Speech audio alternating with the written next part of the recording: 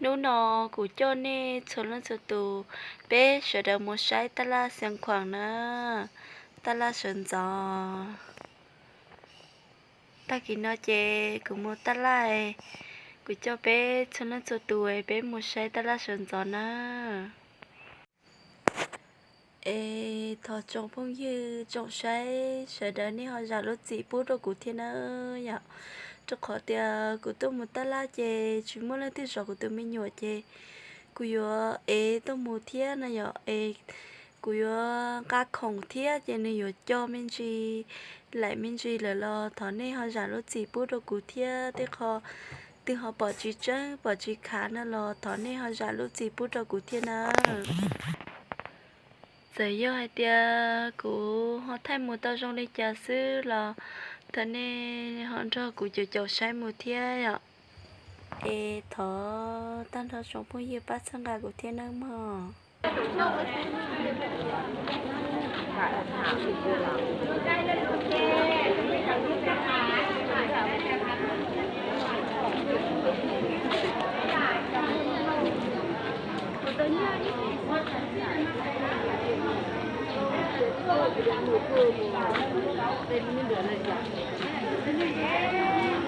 ơi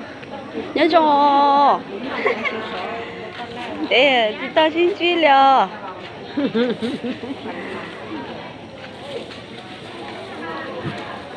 cái này lúc sọ là nó lúc sọ cái ở tiền lầu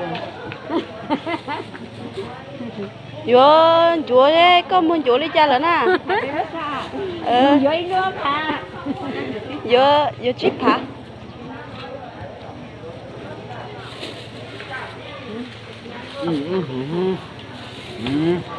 cái tên gì là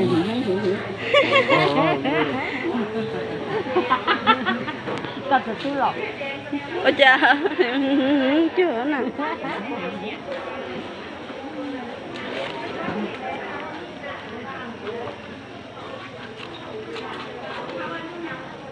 ôi rồi lấy một tàu nhỉ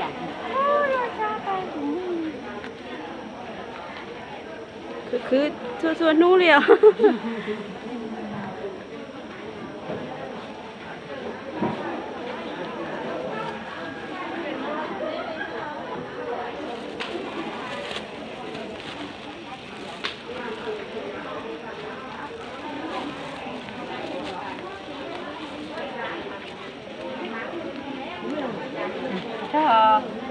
mẹ ăn một chút gì nè mẹ ai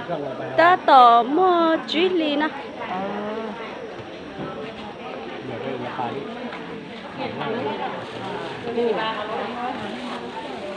chú thì ta lên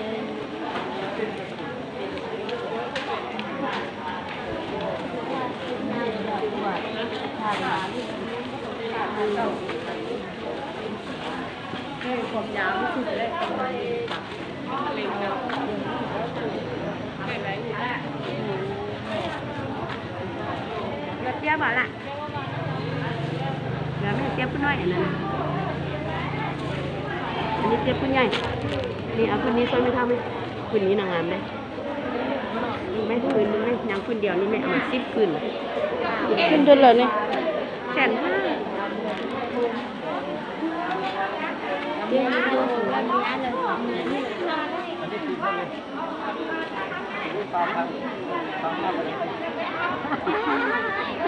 ก็ได้สักห้าก็ได้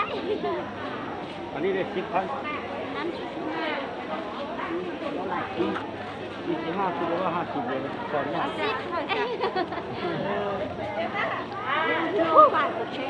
ราสดนึ่งสามพันแม่ตัวนี้มันตัวหนาแล้วนะตัวนี้ตัวนี้ตัวหนาแล้วนะตัวบางตัวนี้ตัวบางตัวนี้มันตัวหนาแล้วโอ้อันนี้การบางหนาแล้วก็ตัวนี้มันตัวหนาตัวนี้มันตัวหนาตัวนี้มันตัวบางเดือนเลยนี่อีกหนึ่งกับตัวน้ำจะ5,000ตัวนี้ละ55หมดนะตัวนี้นะได้ลูกหนึ่งเก่า15เสื้อเดี๋ยวฉันจะเสื้อคุณซื้อเอาเสื้อตัวนั้นเสื้อก่อนแม่งามก่อนมันก็เอาตะโคนนี่นะเอาตัวนั้นก็เอาตัวนี้เสื้อเอาเป็นชุดแล้วอ่ะเอาไปเฮ้อแม่อีเกียวเลย ต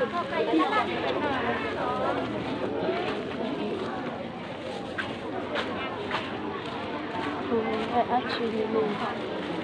ป้าห้ามเลยนะโกบต้องเอามือนะ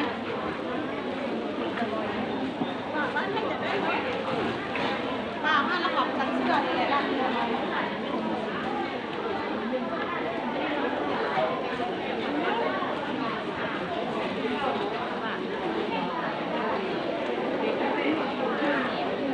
ตัวนี้ขนาดนี้เลยเลยแม่10,000แต่เอาเท่าไหร่เอา10,000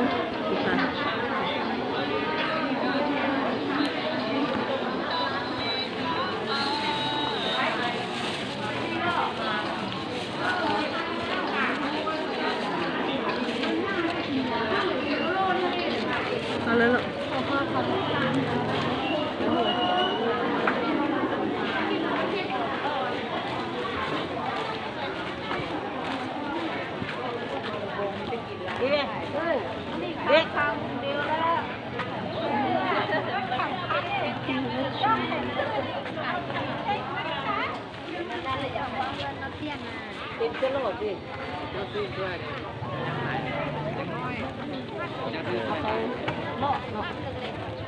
เลาะไปนำทางเนาะ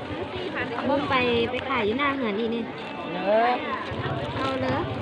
ตัวนี้ถุงด้วยเลยนี่ ทั้ง5,000อันนี้อย่างเขาเนี่ยสิจะมานี่แหละเขาไว้หมดแล้วสิ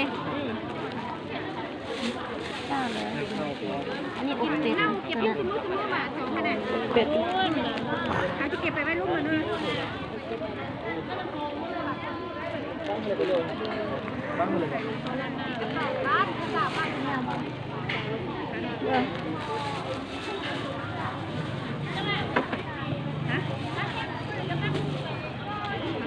เลือดท่อมาเนี่ยเนี่ยเป็นวิน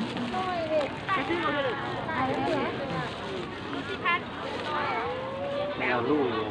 ฮะลูกโอ้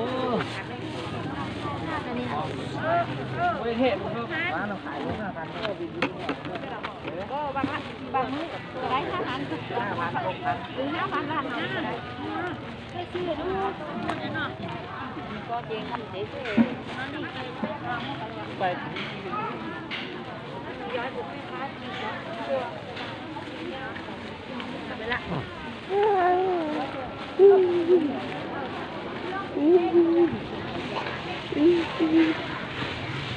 โอ้ย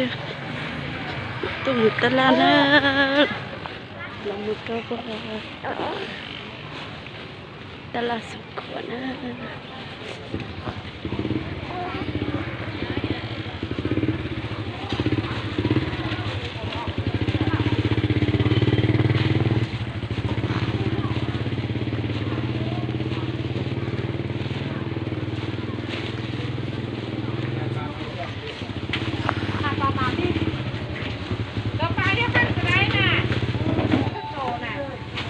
มันยาก ได้น้อยนึงได้น้อยนึงบุญจะแพงเงินเพื่อเขาแล้วแพงเลยแดงผลตรวจเพราะมันเลยกับเขา น้ำมันนี่ด้วยเลยแหละ นี่ลูกชิ้นอันนี้นี่อันนี้นี่เป็นเปล่าอะไรไม่จะว่าเอาอันงามไม่ต้องเอาอันเก่าของเขาไปเลยถ้าข้างสั่งหรือเปล่า มุดเครื่องมือมือ เห็นไหมเสื้อข้างสั่งหรือเปล่าเพื่อเขา เรื่องโมเวียนข้างต่างมันมักปุ่นนะบอกอันนี้ห้างของเรา ท่านของเรา อยากตีกลับตลอด ก็พอ 400,000ไม่เท่าอยู่เลย400,000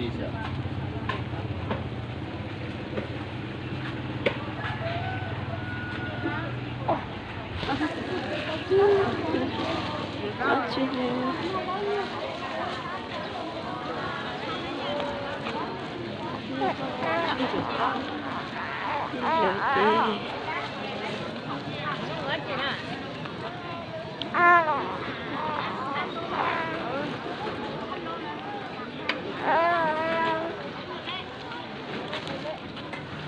เชียว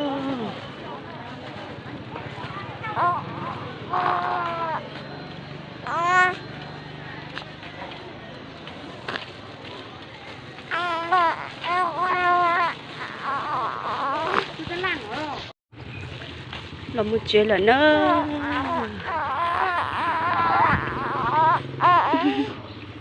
thế thì mà